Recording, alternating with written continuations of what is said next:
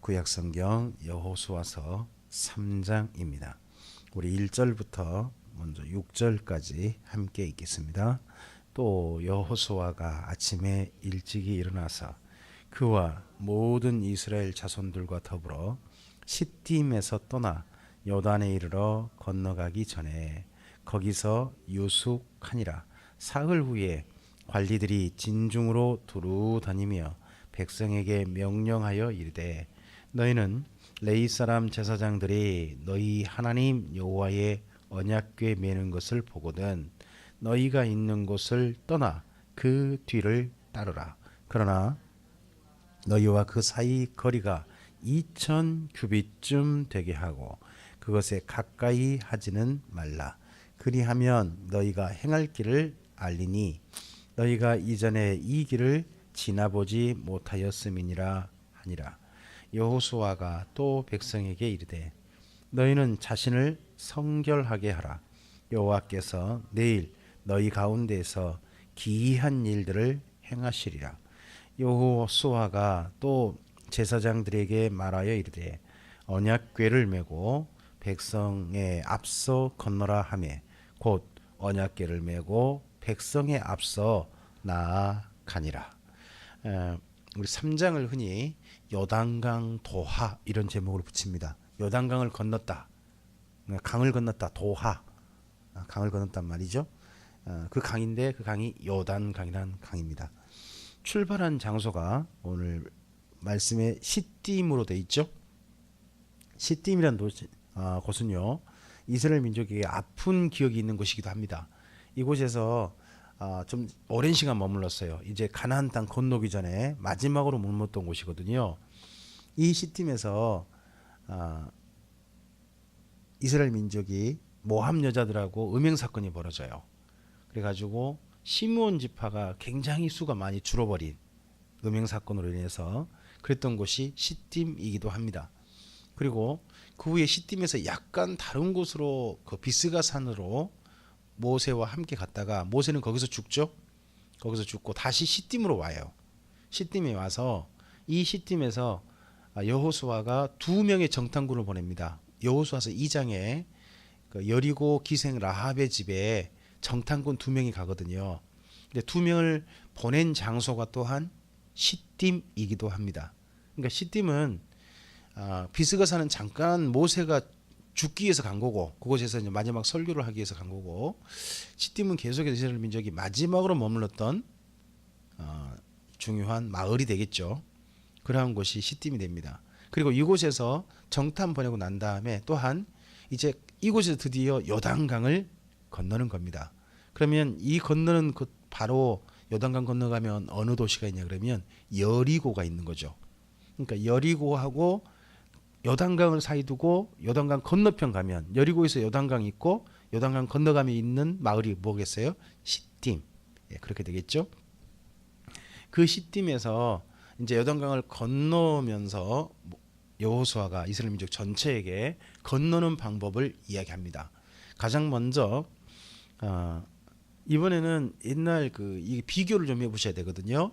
어느 사건이냐 그러면 홍해를 건널 때. 홍해를 건널 때 모습하고 좀 비교를 해보면 좀 재밌는 모습이 보여요. 홍해를 건널 때는 하나님께서 이스라엘 민족에게 이렇게 말하죠. 뒤에서 홍해를 건널 때는 뒤에서 애굽 군대가 쫓아오잖아요. 그죠?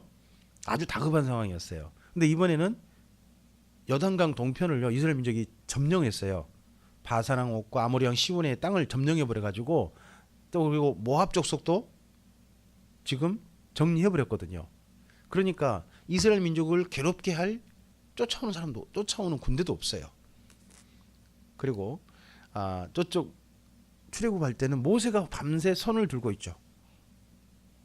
요단 그 홍해를 향하여서 지팡이를 들고 있습니다. 그래서 하나님께서 그 홍해를 가르시잖아요. 근데 이번에는요 여호수아가 앞장서가 지팡이를 가리키나 그렇게 하지 않습니다. 이번에 건널 때는요 언약궤를 맨 제사장들이 가장 앞장섭니다. 여호수아가 앞장선 게 아니에요. 그러니까 예전과 다르죠. 예전에는 모세가 앞장섰다면 이번에는 언약궤를 맨 제사장들이 앞장서고요. 그리고 제사장들과 백성들 사이가 한 2천 규빗 된다고 돼 있어요. 4절에. 2천 규빗. 2천 규빗은 그냥 우리나라로 요즘 일반적으로 그냥 쉬운 개념으로요. 1km 정도 된다고 생각하시면 돼요. 1km. 그러니까 1km 정도 떨어져서 백성들에게 따라가게 합니다. 그리고 건너기 전에 몸을 깨끗하게 하라. 그리고 하면서 이 말을 듣고서요. 가장 먼저 중요한 게 뭐냐? 백성들이 여호수아의 말에 순종했다는 거예요. 지금 요단강 상태가 좀 이따 나와요. 근데 가장 먼저 언약궤를 맨 제사장들이 앞장서라 그러니까 제사장들이 언약궤를 메고 앞장을 서는 거예요. 실제로. 그러고 난 다음에 7절입니다. 우리 7절부터 중요한 표현이 몇 군데가 나오니까 잘 읽어봐야 됩니다. 먼저 7절 읽겠습니다. 여호와께서 여호수아에게 이르시되 내가 오늘부터 시작하여 너를 온 이스라엘의 목전에서 크게 하여 내가 모세와 함께 있었던 것 같이 너와 함께 있는 것을 그들이 알게 하리라. 이 중에서 그들이 알게 하리라 줄 그어놓으세요. 이 그들이 누굽니까? 이스라엘 민족이죠. 지금 요단강을 건너는 가나안 땅을 정복한 이스라엘 민족이 알게 하리라. 이걸 보고 하나님께서 알게 해주신다고 해서 하나님의 자기 계시라는 표현을 써요. 예전에 이 앞서서 이스라엘 민족이 애굽을 떠날 때 10가지 재앙으로서 하나님이 어떤 분인지 알려주셨잖아요. 그랬던 것처럼 이 요단강 도하를 통해서 하나님께서 이스라엘 민족에게 알려주신 게 있어요. 이스라엘 민족에게. 그 뭐냐 그러면 모세와 함께 했던 것처럼 이제 누구랑 함께 하시는구나. 여호수아와 함께 하시는구나 하는 것을 이스라엘 민족이 확실하게 보여주세요. 자, 이렇게 해서 이제 이스라엘 민족 전체가 누구와 함께 누구의 리더를 따라서 가나안 땅을 정복하도록 여호수아의 리더를 따라 전체 하도록 그렇게 하는 사건이 바로 여기 요단강 도하 사건이라는 거예요. 첫 번째 그 중요한 의미가 있고 그 다음 또 8절 읽어봅시다. 너는 언약궤를 맨 제사장들에게 명령하여 이르기를 너희가 요단 물가에 이르거든 요단에 들어서라 하라. 자 보세요. 요단 물가에서 물이 먼저 마른 게 아니에요. 강물이 흐르고 있어요. 흐르고 있는데 제사장들이 어떻게 하라고요? 언약궤를 맨 채로 그냥 들어가래. 풍덩 강수로 들어가래요. 이때 강이요 건널 만한 얕은 강이거나 유속이 좀 느릿한 강이면 좋잖아요. 근데 이때가 어느 때냐 그러면 쉽게 우리나라로 말하면 그 큰 비가 내리고 난 다음에 신인물 빠르게 흐를 때 있죠. 그런 때 비슷한 거예요. 이럴 때가. 그런데도 그 말을 요단강에 그냥 발을 디뎌 넣으래요. 그러면서 9절요. 여호수아가 이스라엘 자손에게 이르되 이리 와서 너희의 하나님 여호와의 말씀을 들으라 하고 또 말하되 살아계신 하나님이 너희 가운데 계시사 가나안 족속과 헷 족속과 히위 족속과 브리스 족속과 기르가스 족속과 아모리 족속과 여부스 족속을 너희 앞에서 반드시 쫓아내실 줄을 이것으로써 너희가 알리라. 자, 이번 다시 너희가 알리라 줄고 놓으실까요? 이번 요단강 도하 사건을 통해서 이스라엘 다른 사람 일반적인 가나안 땅 이미 살고 있는 7 족속에게 하나님을 알려주신 게 아니에요. 이번 요단강 도하 사건은 누구한테 보여주신 사건이냐?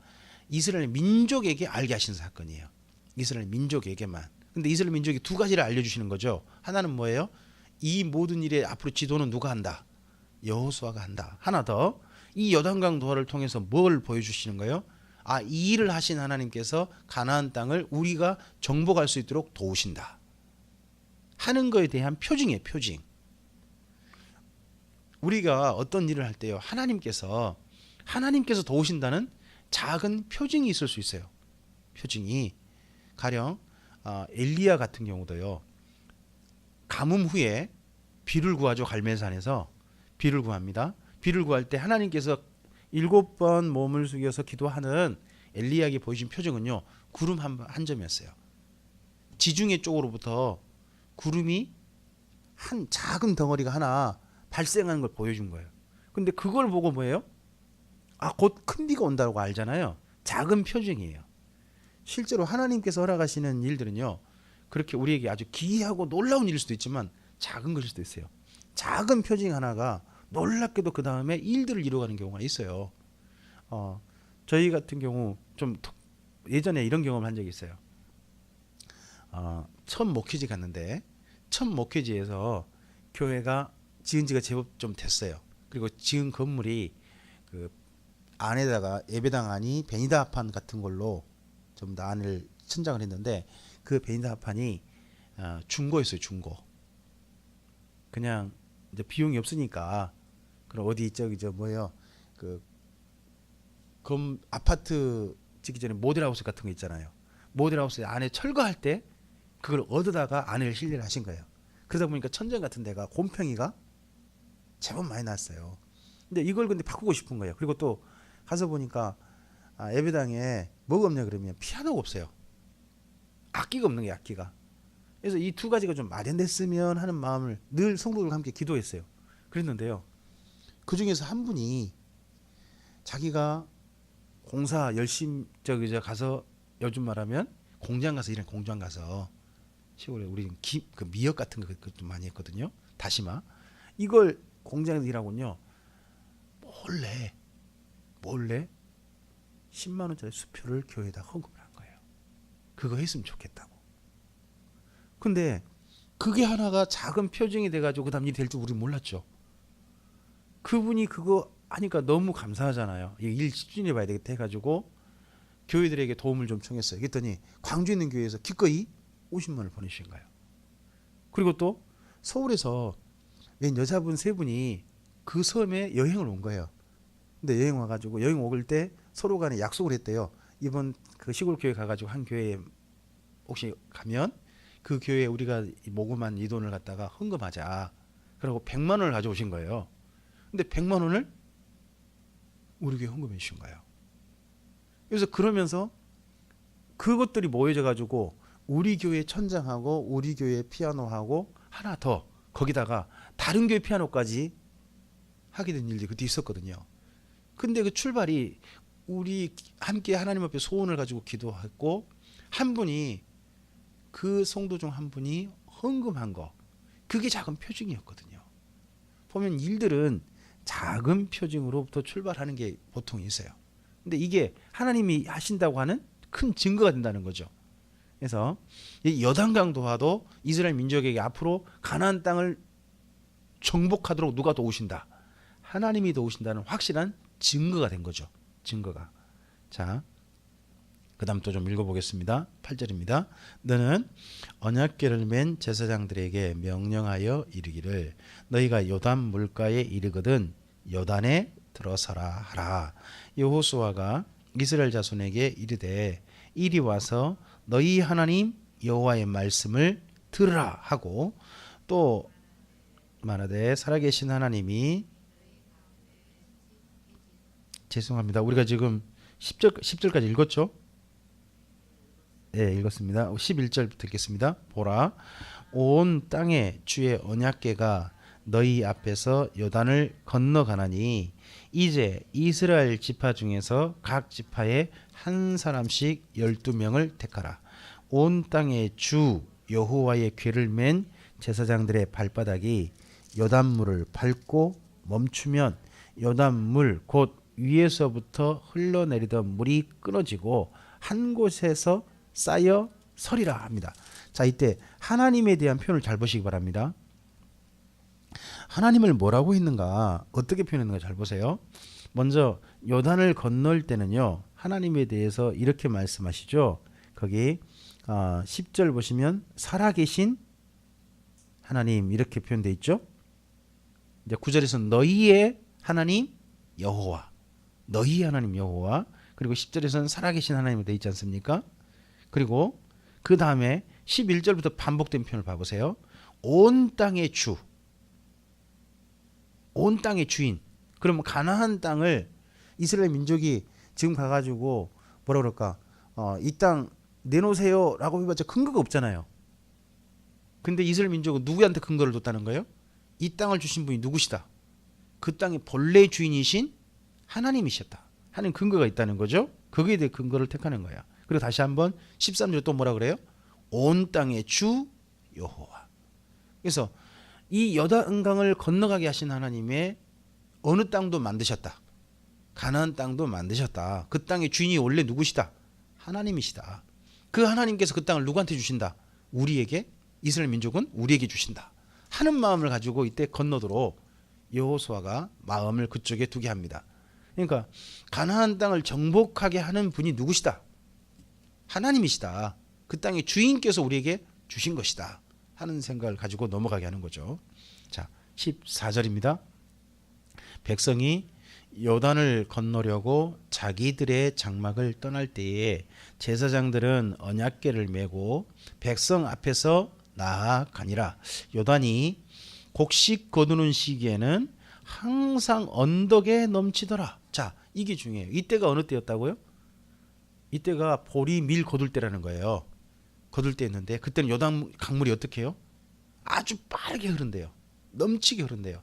그러면 이때 물에 펑덩 들어가면 어떻게 될까요? 자칫하면 그 물에 휩쓸려 죽을 수도 있어요. 홍수 나면 우리가 작은 겨울물에도 사람이 휩쓸려 죽거든요. 그럴 수 있단 말이에요. 근데 이때 그래요. 실제 요단강 가보면요, 평소에는 이게 강이냐 그래요. 우리나라 강하고 비교가 안 돼요. 강이 조그마해요. 내과 같아요. 여기 광주에 흐르는 강들 있죠. 광주에 흐르는 이 강들보다 더 작아요. 더 작으니까 우리가 평소 보면요, 이걸 왜 못 건너간대? 그런 생각할 수 있어요. 더더구나 요즘은요, 그 갈릴리 호수에서 사해로 그 요단강이 흐르는데요, 갈릴리 호수에서 물을요 갈기갈기 찢어버렸어요. 이스라엘 민족이 지금 현재 가나안 땅에 그 살고 있는 이스라엘이. 그런 바람에 물이 더더구나 안 흘러요. 그러니까 그 물 갖고 어떻게 사람들이 못 건너고 막 그냥 저 위에 쌓이고 어쩌고 그런 말이 있대. 요즘 보면 상상이 안 돼요. 근데 그때는 물이 세게 흐른 때라는 거죠. 언덕에. 계속 좀 볼게요. 궤를 맨 자들이 요단에 이르며 궤를 맨 제사장들의 발이 어떻게 했어요? 물가에 잠기자. 그 줄거 놓으셔야 돼요. 궤를 맨 제사장들의 발이 물가에 잠기자. 그 물 보고 발을 디디기가 주저했을지도 모르죠. 앞서서 옛날 자기들의 그 아주 어릴 때 경험, 홍해를 건넜을 때는 홍해가 다 마르고 난 다음에 건넜잖아요. 완전히 바다 사이로 길이 나고 난 다음에. 이번엔 길도 안 났다니까요. 물이 지금 세게 흐르고 있는데 발을 내딛어요. 전혀 다른 순종을 요구합니다. 16절입니다. 곧 위에서부터 흘러내리던 물이 그쳐서 사르단에 가까운 매우 멀리 있는 아담성읍 변두리에 일어나 한 곳에 쌓이고 아라바의 바다 여메로 향하여 흘러가는 물은 온전히 끊어졌대요. 그러니까 그 물이 갑자기 끊어져 가지고 물이 쫙 위쪽에 쌓여 있다는 거예요. 그 여기 지금 나오는 뭐 아담성읍 사르단 가까운 이곳 가면 우리가 지명이 어딘지 전혀 모르잖아요. 근데 이것이 우리가 흔히 익숙하게 아는 지명은 세겜이라는 곳 옆이에요. 세겜이라고 하는 곳이 성경 읽다 보면 자꾸 나와요. 세겜 옆인데, 뭐 쉽게 말하면 여기 광주에서 저쪽 정읍 위에 백양사 정도 있죠. 백양사 정도? 그 정도에서 물이 쌓였다는 거예요. 그 정도에서 물이 그 정도에 쌓였고, 뭐 이 밑에까지 물이 아예 안 흘러버렸다는 거죠. 지금 흐르는 데는 뭐 하자? 제사장들이 발을 그 강물에 잠기자. 그럼 처음에는 발이 잠겼다는 거 아니에요. 근데 순식간에 그렇게 물이 됐다는 거죠. 자, 그래서요, 계속 그 다음 읽어볼까요? 17절입니다. 여호와의 언약궤를 맨 제사장들은 요단 가운데 마른 땅에, 옛날에는 누가 있었죠? 바다가 마르도록 누가 있었어요? 모세가 했잖아요. 모세가 지팡이를 가리고 뭐 그렇게 서 있었잖아요. 근데 이번엔 누가? 언약궤를 맨 제사장들이 그 강 한가운데 마른 가운데 딱 서고, 그 다음 계속요. 그 모든 백성이 요단을 건너기를 마칠 때까지 모든 이스라엘은 그 마른 땅으로 건너갔답니다. 이번에 건너갈 모든 사람들, 어린이부터 해가지고 모든 가족들이 다 건넌 거죠. 그런 동안 누가 서 있어요? 한가운데 언약궤. 이거 보면 예전과 전혀 다르죠. 예전에는 모세의 지도였다면, 이제는 이스라엘 민족이 가나안 땅 건널 때는요, 여호수아의 지도지만 실질적으로 보면 뭐냐 그러면 우리가 하나님 말씀에 순종한다는 거예요.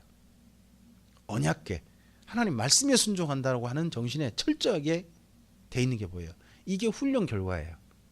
40년 동안 그래도요 광야에서 자기들의 엄마 아빠가 돌아가신 거 봤어요. 왜? 하나님 말씀 순종하지 않다가. 그리고 40년 동안 하나님 말씀대로 따라갔더니 그 광야라는 곳이 물이 없는 곳이거든요. 근데 40년 동안요 실제로 물이 없어가지고 힘들었던 건 3번밖에 없어요. 다 오아시스 있는 곳에 머물게 하시고, 에? 그래서 물도 그 물이 없다고 하는 광야에서 그 어마어마한 사람들이 물을 다 마시고 그렇게 지냈단 말이에요. 또 그리고 양식이 전혀 없는 가나안 그 광야에서 뭘 먹죠? 만나. 이렇게 해서 이스라엘 민족이 그 광야에서 그동안 경험했거든요. 경험하다 보니까 이번에도 건너갈 때 사실은 여호수아라고 하는 사람을 의지하는 게 아니라 그의 지도는 받되 무엇을 의지한다는 거죠? 하나님 말씀에 의지해서 요단강 이제 건너가서 전체를 한다는 것은 상징적인 것들이 보여집니다. 그러니까 여호수아도 자기를 앞세운 게 아니죠. 자기가 강 한가운데 딱 서가지고 건너가게 한 게 아니라 이 모든 일에 앞장서는 건 항상 뭐? 여호와의 언약궤. 거기가 항상 앞장서도록 하는 것이 이제 보여집니다. 그러니까 이스라엘 민족이 가나안 땅으로 건너가는 그 모습 속에서 어떻게 훈련되어졌고 앞으로 무엇이 중심인가 하는 게 보이죠. 자, 이전에 또 광야에서는 뭘 따라갔죠? 이스라엘 민족이 뭘 따라 움직여요? 구름 기둥, 불 기둥이었잖아요. 그렇잖아요? 근데 이번에 구름 기둥, 불 기둥도 없어요. 그리고 언약궤도 누가 매요? 사람이 매요. 제사장들이 매요. 근데 그 언약궤가 딱 서면, 언약궤가 앞장서면 하나님께서 도우신다는 게 이번 요단강 도하를 통해서 보이는 거죠. 자기들 실제로 봤던 거죠. 이게 보이니까 이 다음에는 모든 것을 하나님 말씀을 따라간다 하는 걸로 확실하게 정리되게 됩니다. 자, 오늘 요단강 도하 사건은 굉장히 중요한 사건입니다. 이스라엘 민족이 가나안 땅 들어갈 때 이 가나안 땅의 정복은 누가 우리에게 허락하신 것이다. 온 땅의 주 여호와께서 우리에게 주신 것이다 하는 확신을 갖게 됩니다. 그리고 이 요단강 건너가는 사건에 있어서 앞장세운 건 뭐였다? 여호와의 언약궤였습니다. 그리고 이 모든 일에 전체 일들을 하나님께서 누구를 통해서 또한 이 모든 일이 이루어지게 하실 것이다. 누구의 지도를 따라야 된다. 여호수아의 지도를 따라야 된다는 것도 알게 됐습니다. 하나 더, 이 요단강을 건너게 하신 하나님이 가나안 땅도 누구한테 주실 것이다. 우리에게 주실 것이다 하는 확신을 갖게 되는 중요한 사건이란 겁니다. 단순히 기이한 일이다 이게 중요한 게 아니라 이 사건을 통해서 이스라엘 민족이 어떠한 마음가짐을 가지고 가나안 땅을 건너가게 되는 게 중요한 거죠. 우리에게요 삶에 있어서 때때로 우리에게 특별히 어떤 사건이 일어날 수도 있고 우리가 만날 수도 있습니다. 근데 그 사건을 통해서 우리는 뭘 봐야 되냐 그러면 과연 이 사건을 통해서 하나님께서 우리에게 뭘 알리고 싶으신 건가, 우리에게 뭘 깨닫기를 원하시고 이 사건을 통해서 앞으로 어떠한 삶을 살기를 원하시는 것인가 하는 것을 발견하는 것은 정말 중요합니다. 오늘 여기 여호수아서 3장 말씀을 통해서 다시 한번 우리의 삶 속에 일어나는 사건들, 그런 사건들에 대한 하나님 안에서의 바른 해석, 하나님 안에서 어떤 감각, 이런 것들이 우리한테도 있어서 주님 안에서 복된 삶을 걸어갈 수 있는 우리의 삶으로 이어지게 되기를 바랍니다. 기도하겠습니다. 주님 감사합니다. 오늘 함께 주의 말씀을 대했습니다. 이스라엘 민족이 요단강을 건너가는 이 이야기가 오늘 우리 삶 속에서 또한 하나님의 사람으로서 우리는 어떠한 삶을 살아가야 할 것인가 하는 것에 대한 중요한 지침이요, 하나님께서 우리에게 주시는 모범이 되기를 원합니다. 우리의 삶 속에서 일어나는 사건들을 그냥 스쳐 지나가는 걸로 그냥 무심히 지나치는 게 아니라 하나님 안에서 바르게 해석하고 하나님 안에서 더욱더 아름다운 성도의 삶으로 가게 하는 우리의 삶에 만나는 사건이요, 모든 만남이요, 또한 모든 우리가 경험하는 일이 되게 하옵소서. 그럼으로써 우리의 삶이 하나님 안에서 민감하게 하시고 주의 안에서 복된 성도의 삶으로 더욱더 하나님을 의지하고 말씀을 의지하는 삶으로 나아가게 하는 힘이 되게 하옵소서. 우리의 삶을 주님의 선하신 손에 의탁드리오며 예수님 이름으로 기도합니다.